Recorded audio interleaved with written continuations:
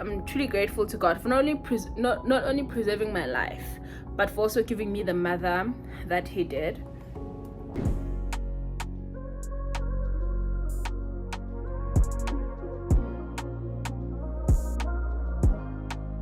Hello. Sigh, deep sigh. Hello everybody, welcome to my YouTube channel. My name is Sisa Sengosi B. On Instagram, don't be shy to follow a girl. Anyway, I'm having some tea. Y'all, now I just remembered, today's video is a story time. But the last time I did a story time, I mentioned the year 2012 and everyone's like, oh my god, how old are you? How old are you? So ageism is real out there, bruh. But anyway, I'm having some lemon tea. Y'all, I'm obsessed with lemon tea. That should give you a hint of how old I am. Anyway, welcome to my YouTube channel. Welcome home. Today's story is an appreciation to my mama. It was Mother's Day recently, and I thought of the story of the time my mother literally saved our lives. And happy Mother's Day to all the mamas out there. Hope you guys had a wonderful day. Yeah, so today's story is basically how we survived a potential serial killer attack. Guys, I'm not playing. Could have been a serial killer, could have been, but we'll never know, because you know. Anyway, I could have done this video earlier.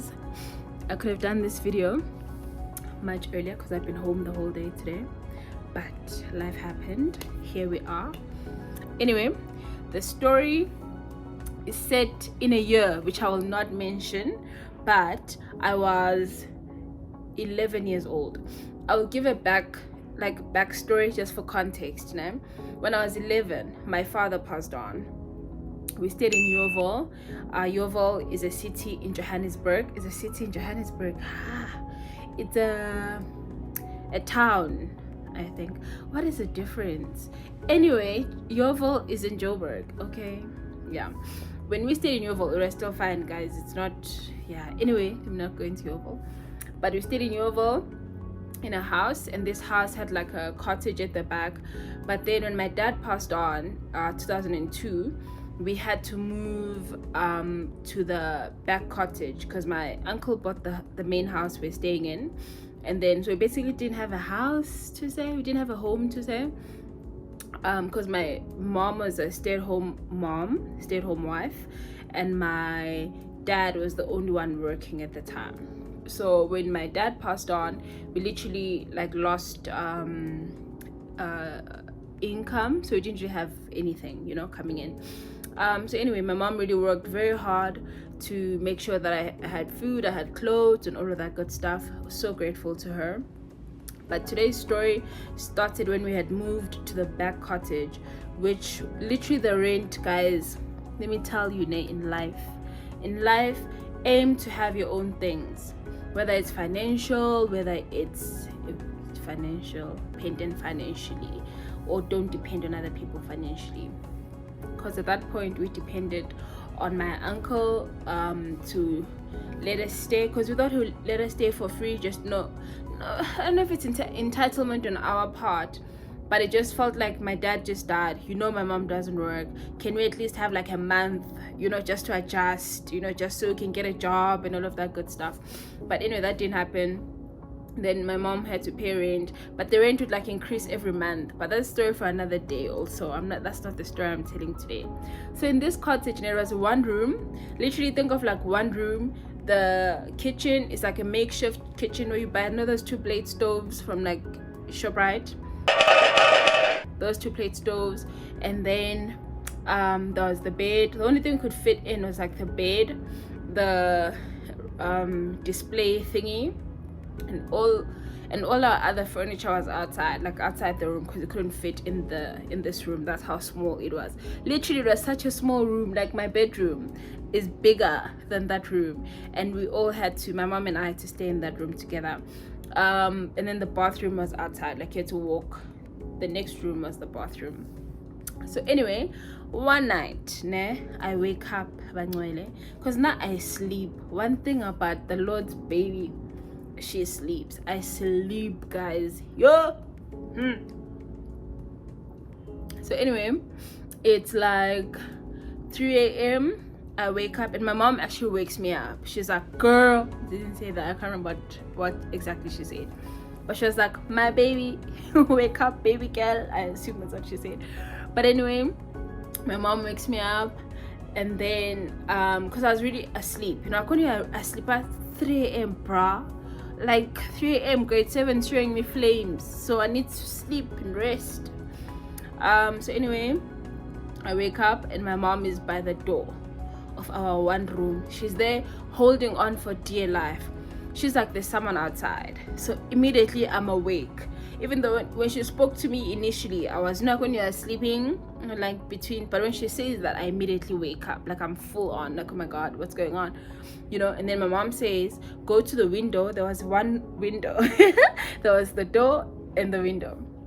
She says, go to the window and call for help. The main house where we used to stay before now had tenants. There were about, if you know Yeovil, if you know life in Joburg generally, people rent one house. Let's say it's a 2-bedroom house, and they would put 2 people in the one room, the large bedroom, for instance, to share there. Then the smaller bedroom, maybe it's a couple. The dining room or the living room, there would be another couple there. The house we stayed in before was pretty big, so there were about 6 tenants there. I don't know, guys, I'm not the landlord, okay?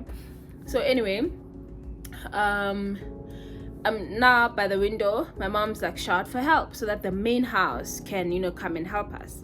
But basically there's a man outside, and we had like a security gate, like a bagla gate.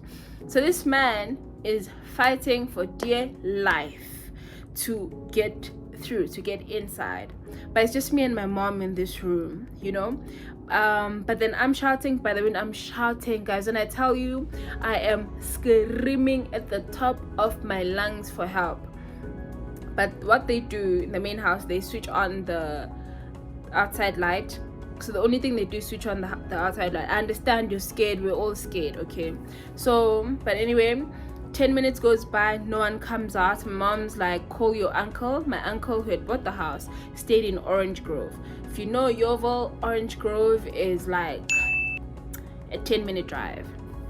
My mom's holding on to the door. At this point, the guy outside has broken the bagla, but they're now just fighting the door is the only thing holding this man back.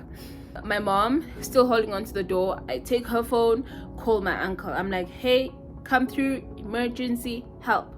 So he leaves his house, but mind you guys, people are asleep. So for me to reach him, firstly, it took a while. I think it took like a good 5 minutes. But I think also in that situation, even if your phone rings once or twice, it feels like this person has not answered their phone for 20 minutes.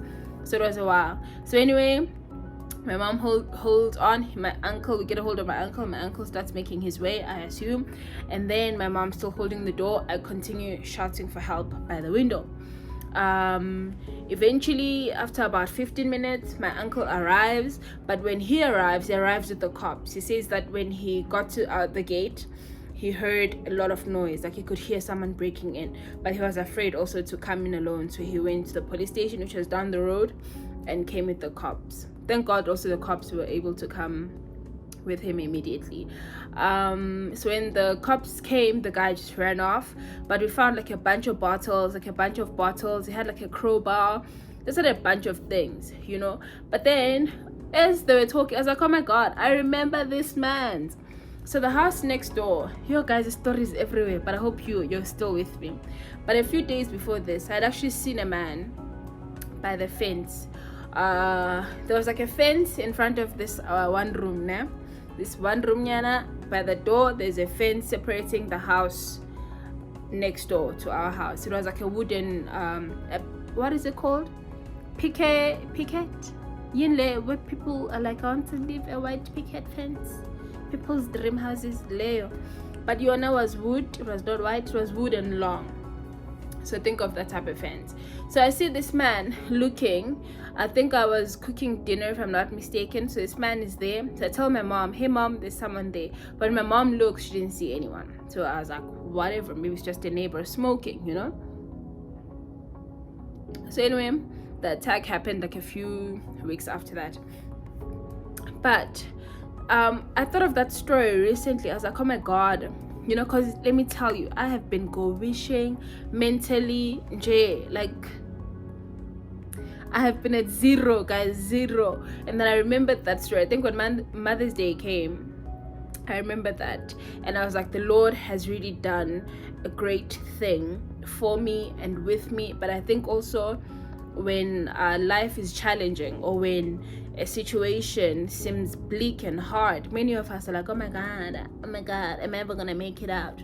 But most times you do. Most times you actually do. I think that's the good news of it all. So I was just thinking about it this Mother's Day, how my mother literally saved my life from a potential, I know what I said, from a potential serial killer.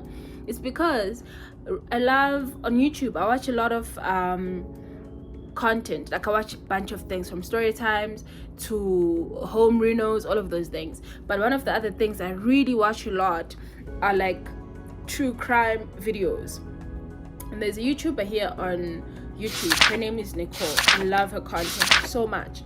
And she was talking about this serial killer guy whose vibe was to basically break in to like women houses, like women-led homes, break in and kill peeps. I was like, oh my god. And then there was a time this homie left the Eastern Cape. The guy's from the Eastern Cape, the serial killer guy. It's from the Eastern Cape, and apparently came to Joburg. So I was like 2 and 2, and I got 4. I was like, I could have died, y'all would be bored. But you know what, nah? Oh man, this tea is so good. But I'm truly grateful to God for not only preserving my life, but for also giving me the mother that he did. Yeah, so I think that's the end of my story time. We made it out, thank God. We couldn't sleep for a few days, honestly. After that, it was horrible, y'all. It was terrible. When I tell you we could not sleep, I think for about a month after, I really could not sleep at all.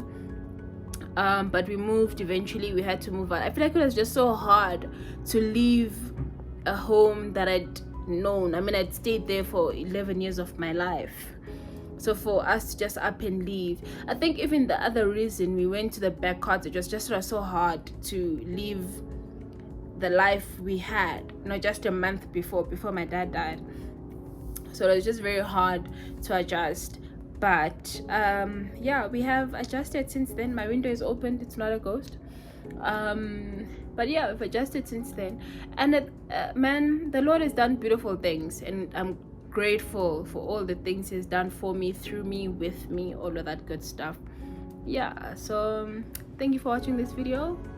Yeah, I don't know, man, I feel like I should add more, I should add more context, but I don't think I have anything else to add to this story. But yeah, trust God with your life. He'll do the rest. He really will do the rest. He does so much for us, and can do so much through us as well. So thank you for watching my video, and I trust you can give your mama a hug today. A hug and a kiss, a nice text, say thank you, mama. So for me and my household my household is me, myself, and I, and the Holy Spirit. Okay, thank you for watching. Goodbye and God bless. Before you go, subscribe, darling, subscribe and non-subscribe. I'll wait. Done. Well done. Thank you. Like, comment. If you can share it with a friend, that would be great. But thanks so much for watching. Goodbye. Peace.